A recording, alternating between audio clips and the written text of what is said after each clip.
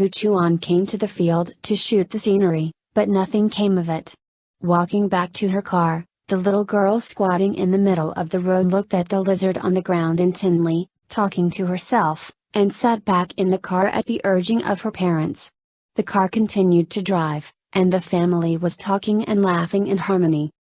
The driver on the big truck in the distance had already been watching the family, pulling the handbrake and rushing over until the door was shattered by the huge truck, and the mysterious person in the car went backwards. The jeep driven by Gu Chuan followed behind and saw everything happening. He hurriedly got out of the car and wanted to save people. The man in the truck saw Gu Chuan's figure and got back on his feet. He stepped on the gas pedal again and slapped Gu Chuan. The family hit the road and fell off the cliff. When Gu Chuan woke up again, there was only the little girl's non-stop cry for help. The parents fainted and did not respond. Fear surrounded her. Gu Chuan reached out and held the little girl's hand, wanting the temperature transmission in the palm of her hand made her feel relieved, but the girl found that the big palm was gradually getting cold, and she called again without receiving a response. Only the helpless voice of the girl and the sound of police sirens from afar were left in the vast mountains. Zhang Zining works in a dessert shop, but this dessert shop is facing bankruptcy again. This is already my 27th job. I don't know why, bad luck has been entangled in me, and the bosses I've been with are all yellow. Fortunately, the boss in front of me has some conscience and gave me some severance pay. Standing alone at the bar, sad, a voice came from behind. The man in a black suit wanted to buy milk toast. Even if Zhang Zining repeatedly emphasized that today's bread is a free gift, the man insisted on leaving a res bill and went away. Zhang Zining chased it out, only vaguely seeing his face, but this comfort still made herself more cheer up and felt a little warmth in the trough. The people in the building are busy with the drawings of Heijing Yuan. This is one of the company's current big projects, and it must be presented to the company's chief designer, Mr. Gu. At this moment, Gu Chuan was showing himself a cemetery.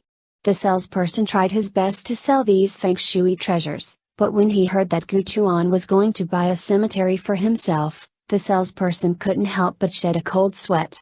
The company's investor and friend Zhu Chengren called Gu Chuan.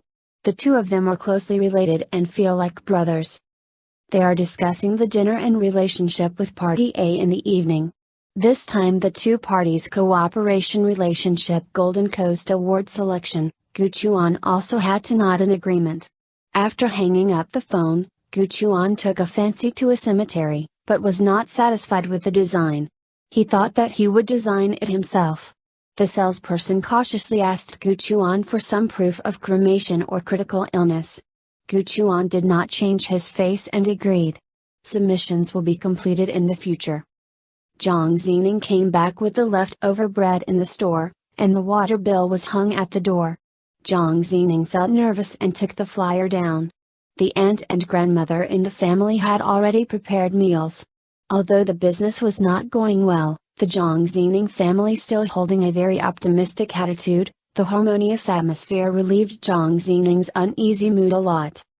Gu Chuan and Zhu Chengren next to him reported today's results. My friends have never understood why Gu Chuan has been holding an incredible plan. He passed away after winning the 3 major architectural awards. Zhu Chengren was naturally reluctant, but Gu Chuan insisted on going his own way, making himself unable to refute. Su Manlin, Gu Chuan's assistant, was busy recruiting an assistant to Gu Chuan. Originally, Zhu Chengren was still opposed to it, but now she fully agrees, hoping that the new assistant can help her look at Gu Chuan. Gu Chuan and Zhu Chengren returned to the company together. Su Manlin came to report on the situation. Zhu Chengren mysteriously pulled Gu Chuan aside and insisted that Su Manlin find an assistant for Gu Chuan. When the night came, Zhu Chengren and Su Manlin negotiated with Party A's representative President He was obviously wrong to Su Manlin. Even if Zhu Chengren insisted on holding back Su Manlin, he still didn't want to let go of the beauty in front of him. Zhu Chengren received Gu Chuan's call and immediately went out to greet him. Su Manlin couldn't help but vomit and ran to the toilet. Mr. He followed all the way and tried to slap Su Manlin in the toilet. At this time, Zhang Zining, who was also in the woman's toilet, saw the situation and rushed out to protect Su Manglin. Originally, he was driving part-time on behalf of Su Manglin today, but when he saw the emergency situation, he had to help. Zhang Zining took the opportunity to help Su Manglin back to the private room and confirmed that Su Manglin was in good condition. Later, after handing her business card, she repeatedly emphasized that she could ask for help. Su Manglin nodded and held Zhang Zining's business card tightly in the palm of her hand. When Zhang Zining walked out of the private room, he was stopped by Mr. He. Mr. He, who was greedy for beauty, was very angry and warned Zhang Zining several times. Fortunately, Zhang Zining was courageous and optimistic. Unexpectedly, as soon as he turned his head, he ran into Gu Chuan and the others, and left in a daze.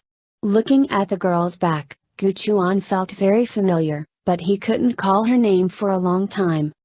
So Xian and Zhu Chengren returned to the private room. Mr. He in front of him most cares about drinking, and he doesn't care about designing the business at all. He just blindly compels others to drink. Seeing Su Manglin fall down again, Gu Chuan can't stand it, regardless of Zhu Chengren's persuasion, and he puts up a glass of wine with Mr. He. Zhu Chengren certainly knew the secret behind Gu Chuan. After seeing Gu Chuan drink a small glass of wine, his expression changed. Even the phone in his palm went blank for an instant. The heart rate data on the sports watch rose instantly. Zhu Chengren secretly cried out. Insisting on sending Gu Chuan back to avoid losing control of the scene, Gu Chuan, who was drinking, insisted on shaking hands with Mr. He. When the two palms faced each other, Mr. He was fainted by the electric current in Gu Chuan's palm and collapsed on the sofa. Seeing that everything was irretrievable, Zhu Chengren had to take Mr. He out. A group of drivers were waiting for the business at the door. Zhu Chengren took Mr. He to find a male driver. Zhang Zining quickly grabbed the hand of Gu Chuan, who followed. Gu Chuan watched Zhang Zining grab his own hand. Without being electrocuted at all, I couldn't help but wonder, but Zhang Zining's unscathed appearance was indeed unharmed. Gu Chuan was curious and took Su Manglin into Zhang Zining's car. Zhang Zining had already recognized Gu Chuan in front of him. The two talked about what happened in the dessert shop in the morning. At this time, a large truck was passing by on the road. Zhang Zining's expression changed suddenly and he leaned the car aside nervously, waiting for Gu Chuan to ask. I realized that it was the psychological trauma left by the car accident. When a large truck drove past, Zhang Zining grabbed Gu Chuan's shoulder in fear, and his heart rate continued to rise. Gu Chuan accidentally leaned against the front cover of the car, flashing the lights quickly. Extinguished, the car stalled. Gu Chuan knew that his abnormality caused the car to run out of power, so he no longer blamed Zhang Zining. The two called a tow truck. Gu Chuan delivered Su Manglin to Zhang Zining, and went back to his residence first.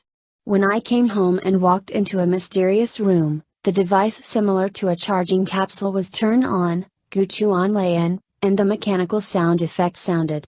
Gu Chuan was actually charging.